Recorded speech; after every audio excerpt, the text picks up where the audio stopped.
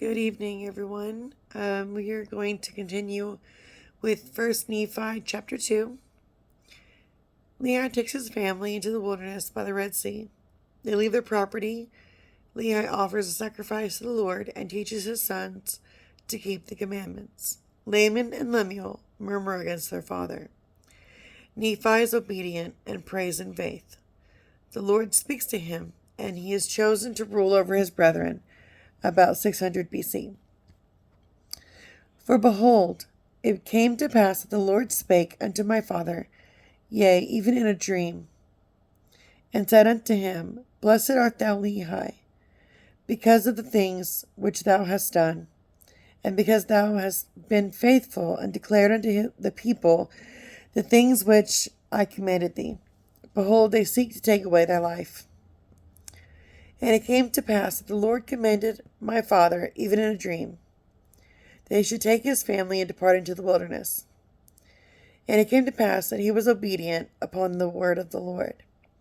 Wherefore he did as the Lord commanded him.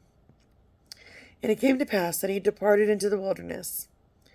And he left his house, and the land of his inheritance, and his gold and his silver, and his precious things, and took nothing with him, save it were his family, and provisions, and tents, and departed into the wilderness. And he came down by the borders near the shore of the Red Sea. And he traveled in the wilderness and the borders, which are nearer the Red Sea.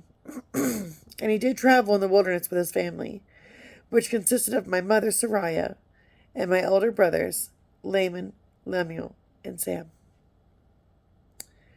And it came to pass that when he had traveled 3 days in the wilderness, he pitched his tent in a valley by the side of the river of water.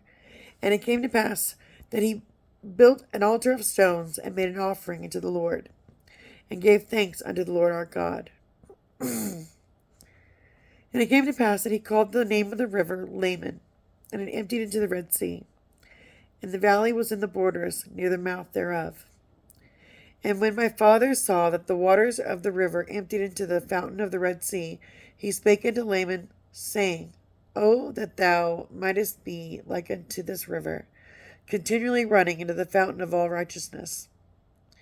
And he also spake unto Lemuel, Oh, that thou mightest be like unto this valley, firm and steadfast, and immovable, and keeping the commandments of the Lord. Now this he spake because of the stiffneckedness of Laman and Lemuel. For behold, they did murmur in many things against their father, because he was a visionary man, and had led them out of the land of Jerusalem, to leave the land of their inheritance, and their gold, and their silver, and their precious things, to cherish in the wilderness.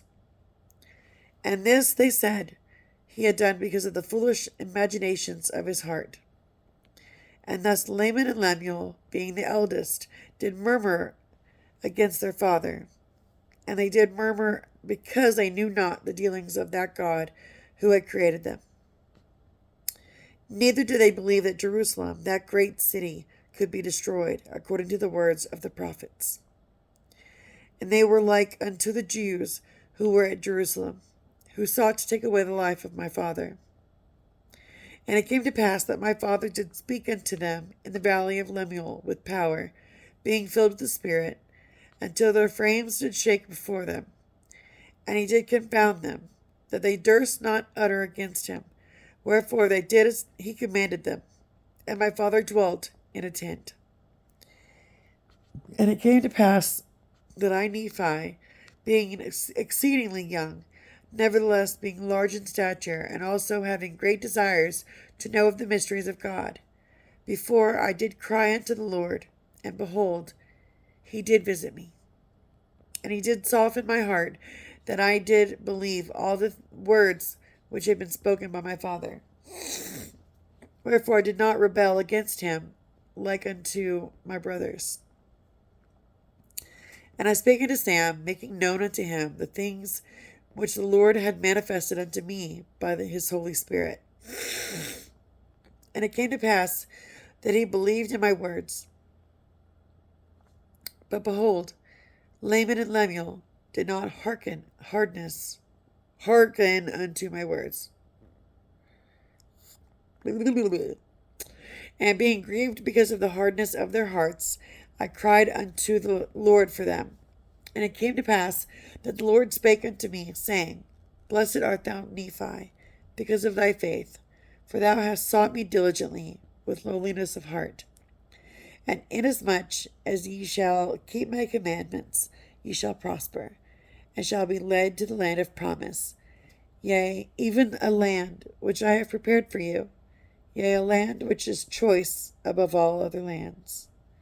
And inasmuch as thy brethren shall rebel against thee, they shall be cut off from the presence of the Lord. And inasmuch as thou shalt keep my commandments, thou shalt be made a ruler and a teacher over thy brethren. For behold, in that day that they shall rebel against me, I will curse them, even with a sore curse, that they shall have no power over thy seed, except that they shall rebel against me also. And if it be so that they rebel against me, they shall be a scourge unto thy seed, to stir them up in the ways of remembrance. So, a hard lesson they have to learn in the way of faith and believing without having to see. So, what do you think about this predicament that Laman and Lemuel are going to be in? What about Nephi? And if I could ask one question, which one are you? Are you Laman and Lemuel with a closed mind?